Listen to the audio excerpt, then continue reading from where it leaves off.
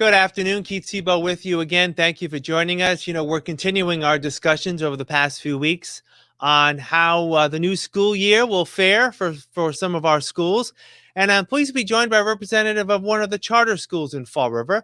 She is Kristen Pavao. She is the executive director and founder of the Argosy Collegiate Charter School. Kristen, thank you for joining me. How are you? I'm fine, Keith. Thank you so much for having me. As we're recording this, it's actually August 19th, and classes actually start at Argosy next Monday, the 23rd. Let me just ask you before we get into some details, generally, how are things going? I know it's a busy time of year. How are things going as you head to opening day? Well, I think like all schools, we're trying to keep our eyes and our ears, open and trying to do everything that we can to. I think everybody in school leadership now is thinking about Plan A, Plan B, and Plan C. But we are, it's that frenzied energy in late summer as we get ready for the school year. We just finished a $10 million renovation on our high school campus. With a brand new high school gymnasium, and we're really excited to get scholars back in. It's been such a long road that scholars have been either hybrid or remote, so we're so amped up and excited. We didn't have the opportunity to speak, when COVID hit in 2020. What was the process for Argosy, I guess, when the pandemic hit, how it finished the 2020 year? I would think remotely that tended to be what happened. And Right. what was the process for last school year? Well, we started off the school year, like everybody else, we did what we were, required to do, and we needed to keep everybody healthy and safe. At the end of 2020, everyone closed their doors just very abruptly. Across the world, it was just very challenging and heartbreaking. And we quickly adapted to what was needed. We got Chromebooks in the hands of every scholar. We got, Wi-Fi hotspots in the hands of every scholar. And we engaged in very, engaged and deep, dynamic, differentiated instruction to meet the needs of scholars remotely. And it was challenging. I think that some scholars did incredibly well learning remotely. And the reality is that, good teaching takes place when kids are in classrooms and highly qualified teachers are in front of them, differentiating and engaging and, giving individualized feedback. And that's where the good magic happens in education. So we're looking forward to being able to get back to that as quickly as we possibly can and keeping our fingers crossed that we can stay healthy and stay open. We know that we had 6 weeks of summer school this year just to either help scholars earn credits that they desperately needed, or to give them extra help and support so that they could start off strong in the 2021 school year. Yeah. Now, as you move forward and getting set for opening with everyone coming back, you're in some ways on a smaller scale, you're in a similar situation as the district public schools in that, you have K through, high school, right? So what's going to be the situation in terms of, or do you not? No, we're 6 through 12. I apologize for that. That's okay. So you've got those middle school students, some of them may be vaccinated, some of them may not. So what's going to be the protocol in terms of, say, masking for this coming year? Yeah, so it's a great question. The state is allowing individual districts. We are our own district. Argosy Collegiate is its own district. We are allowed to make our own decisions as to how we're going to open and what we're going to require. We have decided that everyone will be masked, whether vaccinated or not. And we'll do that throughout the year until or unless the state direction or the federal direction is different. And, what's been the reaction of parents that you deal with? Obviously, just politically across the country, this has been a charged issue, not only around masking, but vaccines as well. What are you hearing from your parents?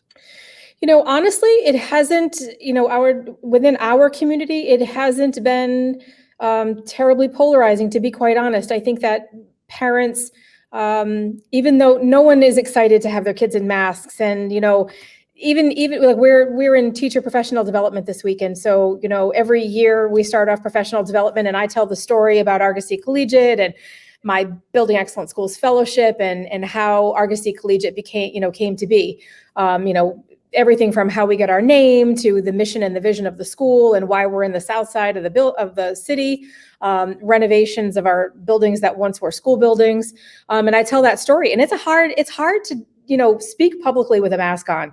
And so that's difficult for me, it's difficult for teachers, it's difficult for the scholars, but it unfortunately is just the challenge that we all have to manage. And I think that it is better to be in school with a mask than for scholars to be at home learning from teachers remotely. So it is the best that we can do in a challenging situation. Yeah, what have been some of the mitigation efforts in the buildings that you own or that you use for teaching? Some of the buildings were older. Obviously, they're not brand new buildings. You talked about some renovations Right. at the high school side, but what other mitigation factors have been taking place physically in those buildings? Yeah, well, we have upgraded all of the air conditioning filter systems to just filter out the particles to a much higher degree. I'm doing a terrible job explaining the science of that, but the filters have all been upgraded to what they need to be. We have invested well over $100,000 in air purifiers. There's an air purifier in every room in both buildings. We have an outstanding cleaning company that comes in and they wipe everything down, all the surfaces. If there is a positive COVID case that we learn about, we have electrostatic cleaning done, and we do that as needed. It's expensive, of course, all of these cleaning processes and upgrades, but the Board of Trustees is invested in ensuring that we have safe and clean buildings and that we can open as confidently as we can, that we're doing everything that we can to keep everybody safe. We're limiting visitors into the building, so it's just to the greatest degree possible, just scholars and just staff. And while we'd love to open up the doors and invite visitors in, the reality is we just need to be as careful as we can be. Yeah, makes a lot of sense. All right, so let's talk about some of the exciting new initiatives. Enough about COVID, about the Great. exciting new initiatives that students and teachers can expect at Argosy this year. What's going to be new? Yeah, that's great. So I don't know if you know about our early college and dual enrollment program, but we're a college prep school, and we opened because there wasn't a college preparatory program here in the city. There's certainly much more talk and good work around college preparation as an option for Fall River students, which is just really wonderful that there's so much more of it. We're 100% focused on college prep. And so our scholars, we graduated our first class of graduates this year. 100% of them had dual enrollment college credits. More than a third of them had a full year of college under their belt when they graduated high school. So that's phenomenal. So we're adding courses. We're adding aviation dual enrollment courses to our program. We're very excited about that. So scholars can take courses in piloting helicopters, planes, drones. They can take aviation mechanics, aviation electronics. We're building a culinary arts program. We're building a culinary arts lab that should be open this time next year. Culinary arts is just a great career path. And dual enrollment is an opportunity not just for top performing scholars, as it is in most schools. It tends to be for the highest achieving students in a school, and for us, dual enrollment is for everyone. So our scholars take dual enrollment in foreign language. They take it in art classes as graduation requirements. So they not only get the high school graduation credit for the state of Massachusetts, but they also get the dual enrollment credits, and that's free of charge. And what's awesome about our program is the college professors come to Argosy Collegiate and they teach the courses on our campus. When the scholars become seniors, if they're taking a full course load of dual enrollment college level classes, early college classes, they take those courses on the BCC campus. Yeah, fantastic. And I know that's been a striving goal of and a mission of Argosy. How has the number of students been over the years? I guess what's the level of interest in Argosy over the past few years, and what do the levels look like for this coming year?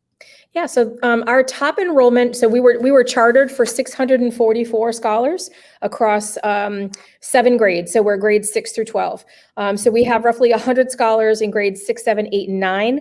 And then we taper down a little bit going into grades 11, 10, 11, and 12. And the interest is good and strong. We were a slow growth model. So when we opened in 2014, we only opened with 100 sixth grade scholars. And every year we added another grade. So last year was the last year of growth mode. Last year was our first 12th grade class. And so it was so exciting to see the graduates, walk across the stage. And the vision when I wrote the charter was that they would graduate with a high school diploma in one hand and a college acceptance letter in the other. And we realized that in June, and it was just an incredible moment.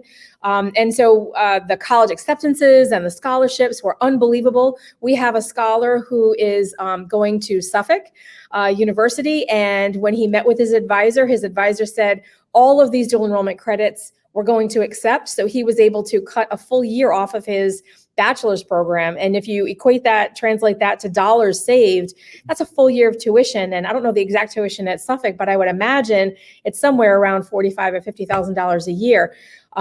And so no matter what college the scholars go to, our commitment to the scholars is to get them on the other side of a bachelor's degree as quickly as possible and as inexpensively as possible. So as many dual enrollment credits and as many early college classes we can get the scholars enrolled in, we're helping them further that outcome. Yeah.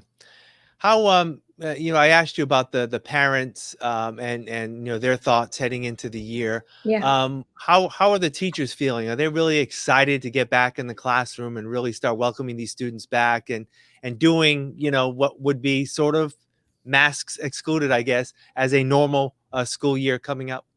Yeah, I think it's really exciting. It's the great fun of teaching is being with scholars. That's the magic. That's the sweet stuff. That's what we all love. You develop those relationships. You build the community.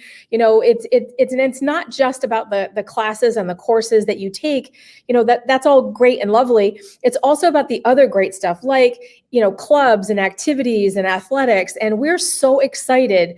Before we closed, we had a phenomenal soccer season and a great basketball season. And, we're engaged in rowing with the Watuppa Rowing Center. And that's such a great opportunity for middle school and high school students to row.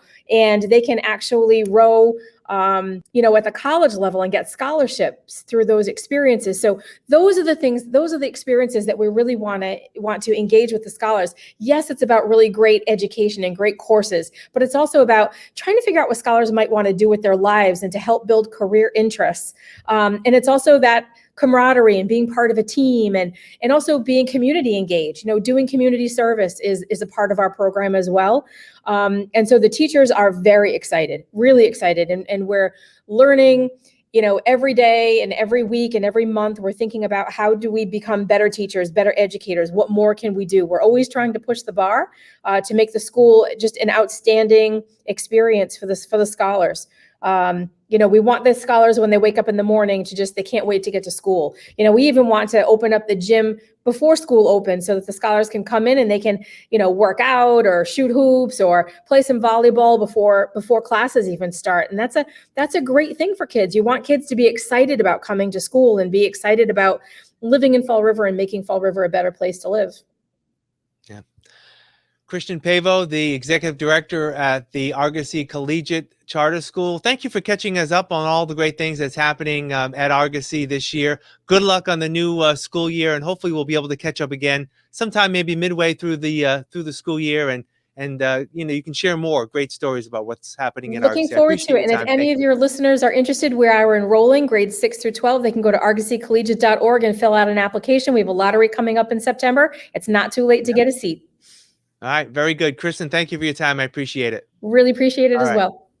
All right. And thank you for joining us on FRC Media. I'm Keith Tebow. Have a great day.